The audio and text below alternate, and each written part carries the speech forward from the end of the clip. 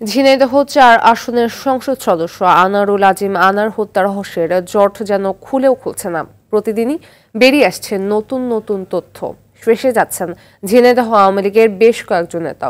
এর মধ্যে জেলা আওয়ামী লীগের ২ নেতাকে গোয়েন্দা হেফাজতে নেওয়া হয়েছে, আরো কয়েকজন আছেন নজরদারিতে। ঝিনাইদহ থেকে শিপ্লুজামানের প্রতিবেদন, জানাচ্ছেন সৈয়দ মাহমুদ। এমপি আনোয়ারুল আজিম আনার হত্যার মূল রহস্য উদ্ঘাটনে কাজ করছে গোয়েন্দা পুলিশ। ঘনিষ্ঠ বন্ধু আখতারুজ্জামান শাহীনের সঙ্গে ব্যবসায়িক দ্বন্দ্ব ঘুরে ফিরে আসছে আলোচনায়, তবে কয়েকদিন ধরে সামনে আসছে রাজনৈতিক দ্বন্দ্বের বিষয়টিও।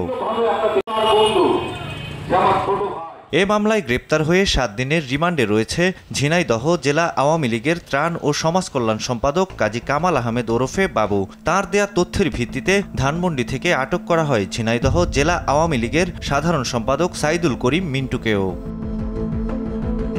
হত্যাকাণ্ডের মিশন বাস্তবায়নকারী শিমুল ভূঁইয়া ও আখতারুজ্জামান শাহীনের বান্ধবী শিলাস্তি রহমান জিজ্ঞাসাবাদে চাঞ্চল্যকর তথ্য দিয়েছে। আদালতে শিমুল ভূঁইয়ার জবানবন্দিতেও উঠে এসেছে বেশ কয়েকজন রাজনৈতিক নেতার নাম।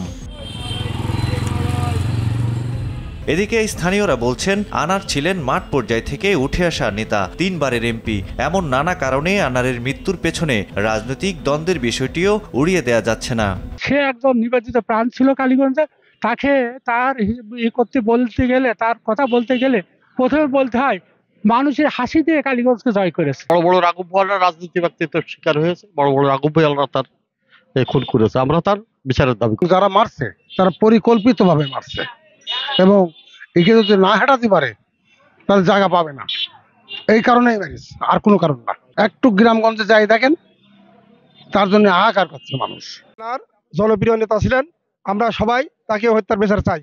তার যে কর্মকাণ্ড ছিল, এমন কোন লোক বলিনি যে আনার সাহেব আমাদের সাথে কথা বলেন। গ্রামে গঞ্জে মাঠে ঘাটে মোটরসাইকেলে যাচ্ছে, গাড়িতে যাচ্ছে, থামানো হয়েছে, ইশারা করা হয়, দাঁড়াই পড়েছে। কি ভাই, কি সমস্যা? তার সমাধান সে না করে সে যায়নি। ঝিনাইদহের আরো কয়েকজন রাজনৈতিক নেতার গতিবিধি নজরদারিতে রাখা হয়েছে বলেও জানিয়েছে গোয়েন্দা পুলিশ। সৈয়দ মাহমুদ, RTV।